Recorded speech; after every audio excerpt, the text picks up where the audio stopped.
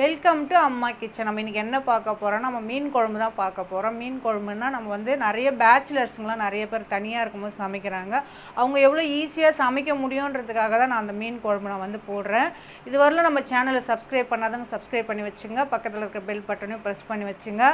அதில் ஹால்ன்ற ஆப்ஷனை செலக்ட் பண்ணி வச்சா நாங்கள் போடுற வீடியோ வந்து நோட்டிஃபிகேஷனாக வரும். வாங்க வீடியோக்குள்ளே போகலாம்.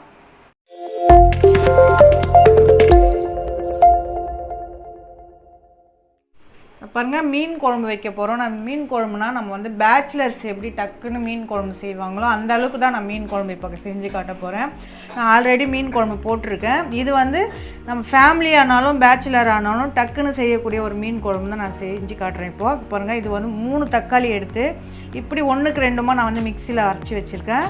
அதே போல் 3 வெங்காயம் எடுத்து 1 ஸ்பூன் ஜீரகம் போட்டு இந்த மாதிரி குறைன்னு இந்த வெங்காயமும் நான் வந்து அரைச்சி வச்சுருக்கேன்.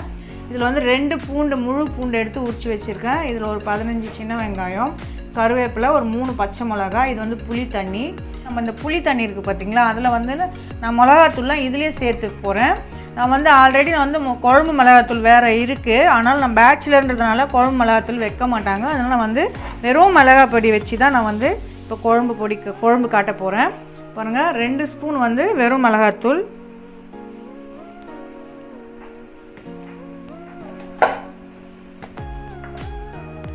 அதே ஸ்பூனில் 4 ஸ்பூன் அளவுக்கு நான் வந்து தனியாத்தூள் சேர்க்குறேன்.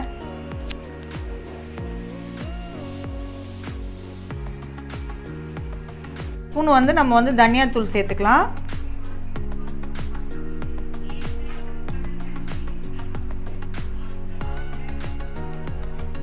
இது அப்படியே நம்ம வந்து மிக்ஸ் பண்ணிக்கலாம். நான் கை வச்சு தான் பண்ணுறேன். ஏன்னா கை வச்சு பண்ணுறேன்னு நினைக்காதீங்க.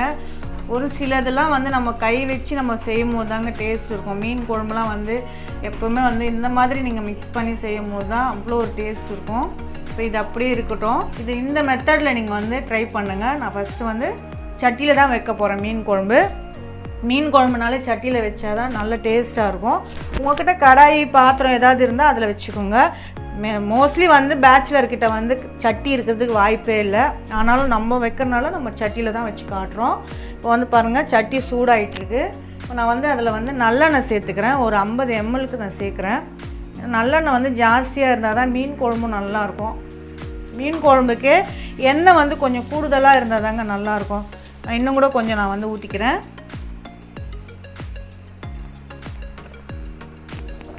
எண்ணெய் சூடாகட்டும். அளவுக்கு நம்ம வந்து வெந்தயம் சேர்த்துக்கலாம். அது கூடவே 1 ஸ்பூன் நம்ம வந்து கடுகு சேர்த்துக்கிறோம்.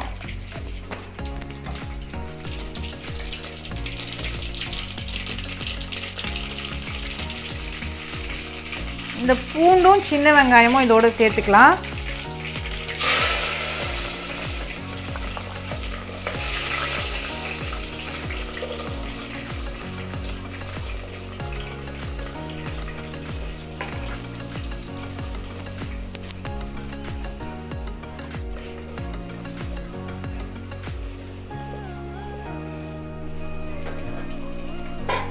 சேர்த்து நல்லா மிக்ஸ் பண்ணிக்கலாம். நம்ம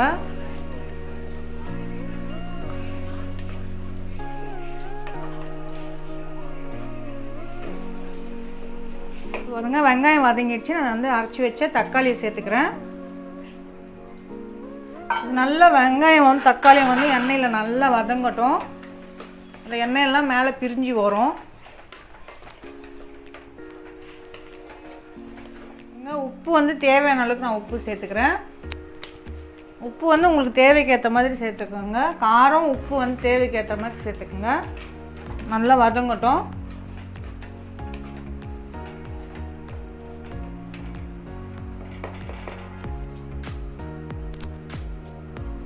எண்ணெயெல்லாம் நமக்கு வந்து நல்லா கசிஞ்சு வந்திருக்கு. இப்போ இந்த ஸ்டேஜில் நம்ம வந்து கரைச்சி வச்ச மிளகா தண்ணி, மிளகா புளி அதெல்லாம் நம்ம வந்து அதில் சேர்த்துக்கலாம்.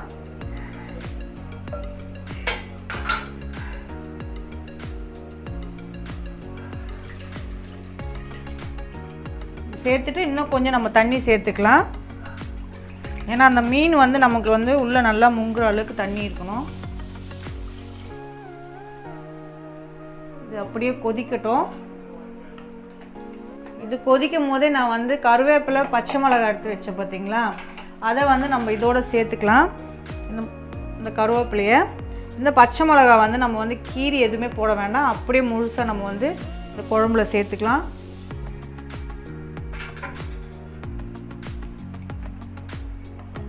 இப்போ நம்ம வந்து இந்த ஸ்டேஜில் உப்பு, காரம், புளிப்பு எல்லாம் செக் பண்ணிக்கோங்க. தேவைன்னா நம்ம வந்து சேர்த்துக்கலாம். குழம்பு நல்லா கொதிக்க ஆரம்பிச்சிருச்சு, கொஞ்சம் திக்காகவும் ஆயிடுச்சு. இந்த ஸ்டேஜில் நம்ம வந்து மீன் போட்டுக்கலாம். நான் வந்து 1 கிலோ மீன் எடுத்து வச்சுருக்கேன். இது வந்து கட்லா மீன், வந்து குழம்பு அவ்வளோ டேஸ்ட்டாக இருக்கும். அதனால தான் நான் இந்த மீன் எடுத்துருக்கேன். நான் ஃபஸ்ட்டு வந்து தலை பகுதியெல்லாம் நான் போட்டுடுறேன்.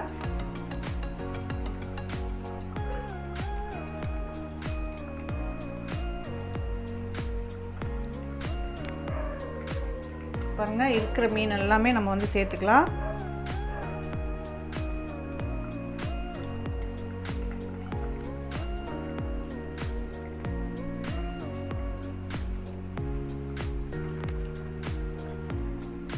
லைட்டாக நம்ம வந்து கரண்டி வந்து ரொம்ப இது பண்ணி போடாதீங்க, கொஞ்சம் லைட்டாக வச்சு கலந்து விட்டுக்குங்க. ஒரு 2லேருந்து ஒரு 3 நிமிஷத்துக்கு நம்ம வந்து இந்த மீன் வந்து அப்படியே வேகட்டும். ஏன்னா சட்டின்றதுனால சீக்கிரமாக வெந்துடும் மீன், கொஞ்சம் அப்படியே சூடேறி வேகட்டும். நமக்கு வந்து மீன் குழம்பு ரெடி ஆகிடுச்சு. எவ்வளோ சூப்பராக வந்துருச்சு பாருங்கள். ஒரு மீன் கூட உடையாமல் நம்ம வந்து வச்சுட்டோம். ரொம்ப டேஸ்ட்டாக இருக்கும். இப்போ வந்து சூடாக சாதம் போட்டு இதில் ஒரு பிளேட் சாதத்தில் வச்சு சாப்பிட்டோம்னா அவ்வளோ சூப்பராக இருக்குங்க. அதுதான் நமக்கு மீன் குழம்பு ரெடி ஆகிடுச்சு. ரொம்ப சிம்பிளாக, ரொம்ப ஈஸியாக செய்யக்கூடிய ஒரு மீன் குழம்பு நான் செஞ்சுருக்கேன். கண்டிப்பாக நீங்கள் ட்ரை பண்ணுங்கள். ட்ரை பண்ணி பார்த்துட்டு என்னோடய கமெண்ட் பாக்ஸில் கமெண்ட் பண்ணுங்கள். இப்போ தான் ஃபஸ்ட் டைம் பார்க்குறீங்கன்னா பார்க்கும் போதே சப்ஸ்கிரைப் பண்ணி வச்சுங்க. பக்கத்தில் இருக்க பெல் ஐக்கானையும் ப்ரெஸ் பண்ணி வச்சுங்க. அதில் ஆல் ஆப்ஷனை ப்ரெஸ் பண்ணால் நாங்கள் போடுற வீடியோ வந்து உங்களுக்கு நோட்டிஃபிகேஷனாக வரும். தேங்க்யூ.